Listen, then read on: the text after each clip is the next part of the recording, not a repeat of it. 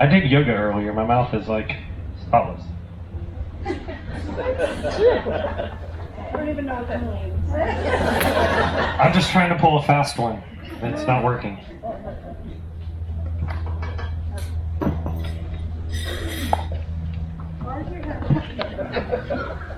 Not too much. Okay. So, back to the water.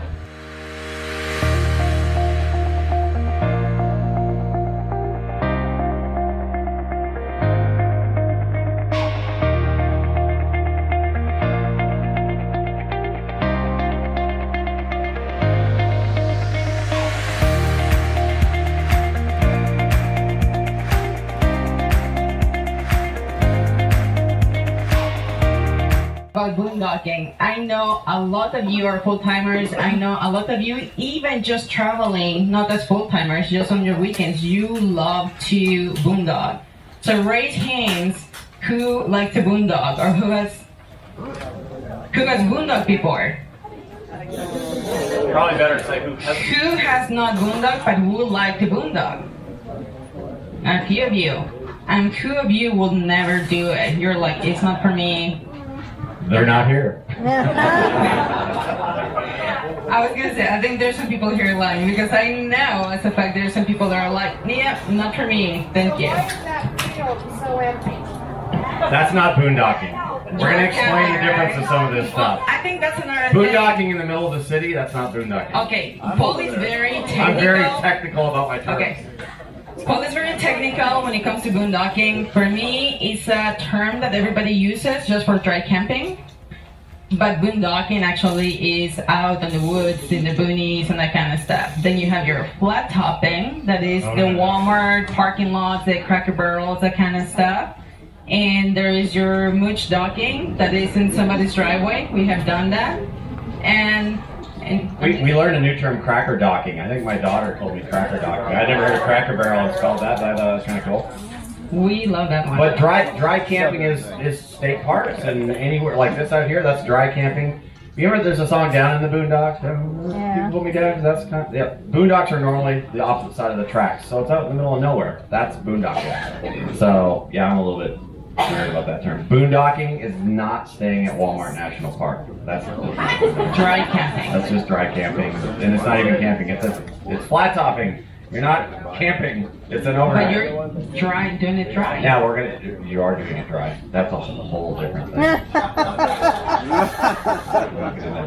lot, and I think we made a live. We did a live about this, and we mentioned about like read the reviews because we have seen so much information on freecampsite.net that is outdated. Places that are not there anymore, but people in the comments will say, I went there, they're not allowing any longer, or I went there and the area is pretty rough, don't go there. And I see a lot of people that they keep putting like literally like 10 comments about the same thing. It's like, you didn't read the comments before you, knowing that you couldn't go there. Obviously some people, they don't. So my biggest advice would be read the comments on freecampsite.net, because that will tell you if it's a good spot or not a good spot, and also if there's a good cell phone area. There's a lot of full-time RV travelers that they still work on the road, and they will actually post if they have good cell signal or not, and what kind of cell signal they have, what carriers they work there, and stuff like that. So freecampsite.net is one of them. I would say the second one would be Compendium. Stand up, dude. Proud supporter. Come on, stand up, man. Compendium. That's all.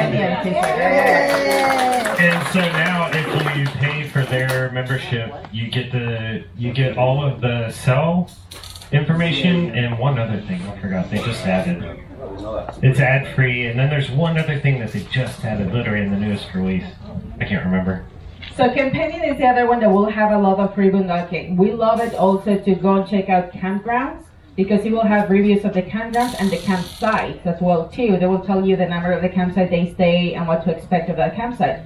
But in boondocking, it will tell you about the area, how to get a review, cell signal as well. So it has amazing information, and people will post a lot of pictures as well. Yeah, that's the one thing that I think freecampsites.net really doesn't have is the pictures of the area, so you don't know what really took. No, it It does does have some. pictures, but yeah. Aren't they pulled from Google or something? No, really weird. actually people post pictures, but I feel like that website is a little bit more clunky. That Yeah. Compendium is more, like, it's just so easy and user-friendly. Now, I believe, I'm not sure because I have an iPhone, I have the app, but I believe it's not in Android. Oh, we're better. What, Do my Android people have Compendium? I did. Yeah. You do? Yeah. Okay. So it is an Android then now. It didn't used to be, so now it's there too. So that's amazing. The third resource that we have is iOverlander. We actually learned about this from fellow Canadians going to Mexico, and they told us it works amazing in Canada and Mexico. Because in the US, iOverlander, there's so many resources here in the US and apps and webs and everything, but in Canada not as much, and Mexico not as much. So those two will help you a lot if you're going to Canada as well. Now, iOverlander is more specifically for van lifers or for very small rigs like Class Bs and stuff like that. But I think more and more people are posting for bigger RVs as well. So just make sure when you read on the reviews and see the pictures to see if somebody actually posted, because they will say there, only vans will fit here, or only small rigs will fit here, or maximum 25 foot will fit here. So make sure you're able to fit there if you are longer than that. And the fourth one, I will say now that's my least favorite one because I think it's staying behind that app, but it's Allstays. Allstays will have also some overnight parking, some boondocking, and I will find their stuff too. Some reviews, not as much, some pictures, sometimes not as much. So I will say that is my fourth but least favorite one. And all states will give you like some of the Walmarts that are good to stay at, and so on and so forth. Right, this mic suck. They give you all the Yeah. military, they also give you the height, that's my go-to. Right. Well, and that's what we use for height as well. We'll get that in just a second, but we'll use Allstays for Walmart's, Cracker Barrel, stuff like that, and you can get some of that information from Allstays. This young lady just mentioned the heights. So we don't use any RV GPS or anything like that. We do everything through Google Maps. And then once I've told Lori where I think I want to go, which is constantly changing, she'll look it up on Allstays to make sure we've got clearances. So that's really what we use Allstays for. And I will say about iOverlander, when we were in Mexico, there was ones that said, 4-wheel drive only 25 feet. And I was like, well, we're only 4 wheels on the back and they all drive, and we're not much longer than that, and we would go there anyways and we could fit. So I think some people have like a smaller rig and go, either I don't think a bigger rig should be there or whatever. So you can always drive down that road. Sometimes we'll unhook and drive down the road. Sometimes I'll jump on my little unicycle thing and I'll use that to go down a road and check it out. So don't be afraid to stay in those spots. If it says it's 25 feet or under and you're 30 or 35 feet, still go check it out. Like, take a drive down there and go, can we fit? I wouldn't just rule those out, but iOverlander was awesome down in Mexico. And you can also use Google Earth to check it out as well. That's what I was just going to say. If you use Google Earth, you can see it. You Right. can see where people are at. Yeah. Anything else? I like how you asked me that and you list all 4 that were used. It's like, hold on, let me tell you about the 4 apps that are out there. Hey, you have any to add? That's real cool. Real cool. So actually, I just saw that Allstays, if you're in the military or ex-military, they have military fan campgrounds as an app. So it's their military and their fan camps. So yeah, if you get the pro, you get you get everything. Yep. Yep.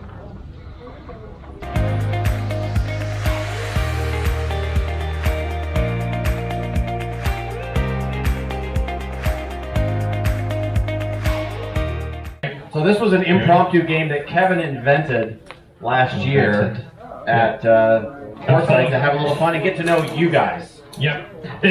You guys get to know each other about how sick and twisted your minds work, as well as figure out how sick and twisted we are, as well. Because we're gonna. So here's the thing: you're gonna answer the question, and then we're gonna answer the question, just like we did the other night, right? So to start out, I need a raise of hands of who does not want to be called on. Oh, raise your hand. You're the first victim.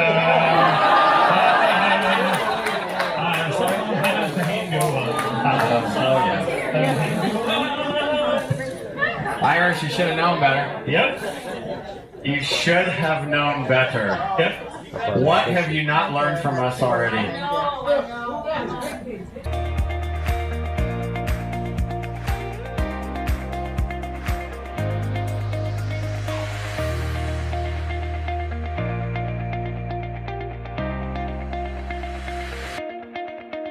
We answered the question though, did we?